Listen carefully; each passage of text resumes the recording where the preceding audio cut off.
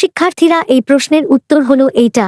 Video quality 1080p করে নাও, তাহলে ভিডিওটি ক্লিয়ার দেখা যাবে। তোমাদের সবগুলো বইয়ের সমাধান এইরকমভাবে বইয়ের পৃষ্ঠা নাম্বার অনুযায়ী এই চ্যানেলের ভিতরে প্লেলিস্টে দেওয়া আছে, প্রয়োজন হলে দেখে নিতে পারো। ভিডিওটি ভালো লাগলে লাইক এবং সাবস্ক্রাইব করে ফ্রেন্ডদের শেয়ার করে দিতে ভুলো না যেন।